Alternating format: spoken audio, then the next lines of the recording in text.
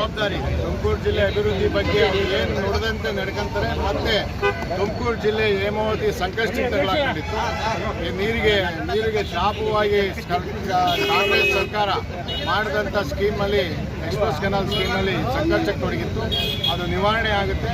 ರೈತ ಬಾಂಧವರೆಲ್ಲ ಒಂದು ಸಹಕರಿಸ್ತಾರೆ. ರೈತರು ಏನು ಕಷ್ಟಕ್ಕೆ ಅವರು ಹೆಗ್ಲಿಗೆ ಕೊಟ್ಟು ಗೆಲ್ತಾರೆ. ಮತ್ತು ಏನು ಸ್ಮಾರ್ಟ್ ಸಿಟಿ ಇರ್ಬೋದು, ಮತ್ತು ತುಮಕೂರಿಗೆ ಮೆಟ್ರೋ ಕಾಮಗಾರಿ ಇರ್ಬೋದು, ಮತ್ತು HCL ನಮ್ಮ ದುರ್ಗಿ ತಾಲೂಕಿನಲ್ಲಿ HCL ಪೂರ್ಣ ಪ್ರಮಾಣದಲ್ಲಿ ಕೆಲಸ ಆರಂಭ ಆಗೋದು. ಮತ್ತು ಸ್ಥಳೀಯರಿಗೆ ಉದ್ಯೋಗ ಅವಕಾಶ ಭಾರಿ ಜವಾಬ್ದಾರಿಯುತ ಸ್ಥಾನದಲ್ಲಿ ಅವರಿದ್ದಾರೆ. ಈಗ ಅವ್ರು ದುಡ್ದಂತೆ ನಡೀತಾರೆ. ನಮಗೆಲ್ಲ ಸಂತೋಷಕರ ವಿಚಾರ.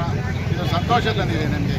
ಮತದಾರರಿಗೆ ಸಂದಂತ ಇದೊಂದು ಜಯ. ಇದು ಯಾಕೆ ಅಂತಂದ್ರೆ ತುಮಕೂರು ಜಿಲ್ಲೆನಲ್ಲಿ ಪ್ರಥಮ ಬಾರಿಗೆ ಕೇಂದ್ರದ ಮಂತ್ರಿ ಮಂಡಲದಲ್ಲಿ ಅವಕಾಶ ಸಿಕ್ಕಿದೆ. ಸೋಮಣ್ಣನವರು ಒಬ್ಬರು ಕ್ರಿಯಾಶೀಲ ವ್ಯಕ್ತಿಯಾಗಿದ್ದಂಥವರು. ಅವರು ಮಂತ್ರಿ ಸ್ಥಾನವನ್ನು ಯಶಸ್ವಿಯಾಗಿ ನಿಭಾಯಿಸ್ತಾರೆ. ಆ ಒಂದು ಕ್ರಿಯಾಶೀಲ ವ್ಯಕ್ತಿತ್ವ ಇದೆ. ನಮ್ಮೆಲ್ಲರಿಗೂ ಕೂಡ ಸೋಮಣ್ಣವರು ಮಂತ್ರಿ ಆಗಿರ್ತಕ್ಕಂಥದ್ದು ಅತೀವವಾದಂಥ ಸಂತೋಷವಾಗಿದೆ. ಯಾವುದೇ ಕಾರಣದಿಂದ ಖುಷಿಗೊಳಿಸಲ್ಲ.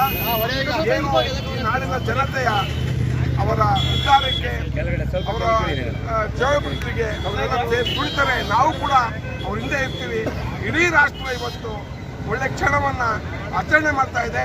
ಆ ಆಚರಣೆ ಮಾಡ್ತಾ ಇರ್ತಕ್ಕಂಥ ಒಂದು ಸಂದರ್ಭದಲ್ಲಿ ನಾವು ಕೂಡ ಗುಬ್ಬಿಯ ನಾಗರಿಕರು, ಪಕ್ಷದ ಕಾರ್ಯಕರ್ತರು, NDA ಎಲ್ಲ ಪಕ್ಷದ ಕಾರ್ಯಕರ್ತರು ಇವತ್ತು ಸಂಭ್ರಮಾಚರಣೆ ಮಾಡ್ತಾ ಇದ್ದೀವಿ.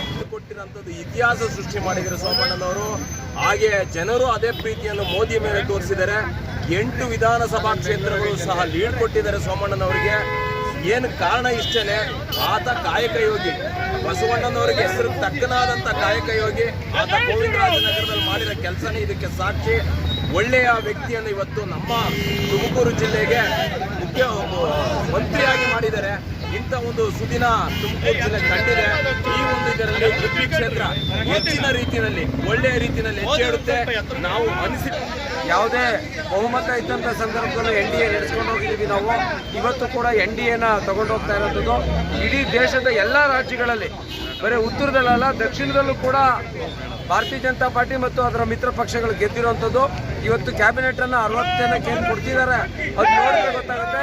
ಸರ್ವಸ್ಪರ್ಶಿ ಸರ್ವವ್ಯಾಪಿ ಅನ್ನುವಂಥದ್ದು ಮೋದಿ ಅವರ ಸರ್ಕಾರ, ಇಡೀ ದೇಶದ ಸರ್ಕಾರ ಇದು.